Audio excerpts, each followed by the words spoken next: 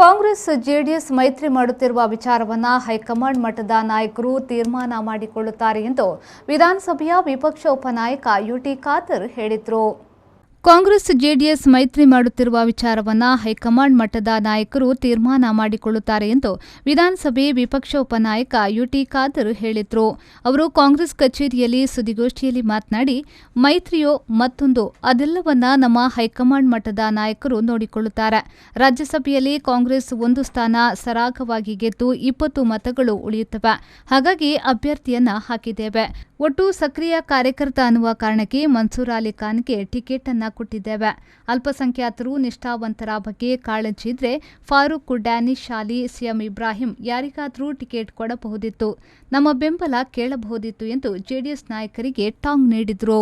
ಕಾಂಗ್ರೆಸ್ನಲ್ಲಿ ಯಾರು ನೇತೃತ್ವ ವಹಿಸಬೇಕು, ಏನಾಗಬೇಕಂತ ಹೇಳಿ ಅದು ಕಾಂಗ್ರೆಸ್ನ ನಾಯಕರಿದ್ದಾರೆ, ಕಾಂಗ್ರೆಸ್ನ ಹೈಕಮಾಂಡ್ ಇದೆ.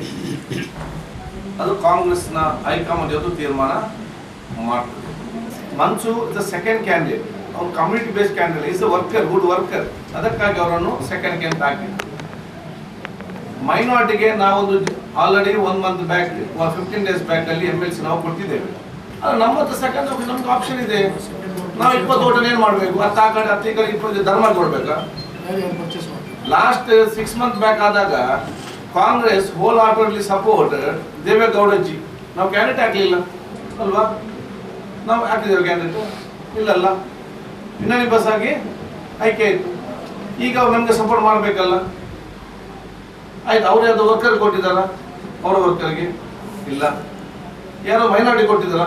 ಸಿಎಂ ಇಬ್ರಾಹಿಂ ಇದ್ರು, ಜಫುಲ್ಲಾ ಖಾನ್ ಇದ್ರು, ಫಾರೂಕ್ ಇದ್ರು, ದಾನಿಶ್ ಅಲಿ ಇದ್ರು. ಯಾರು ಒಬ್ಬರಿಗಾದ್ರು ಕೊಡ್ಬೋದಿದ್ದಾರೆ ಅವರಿಗೆ.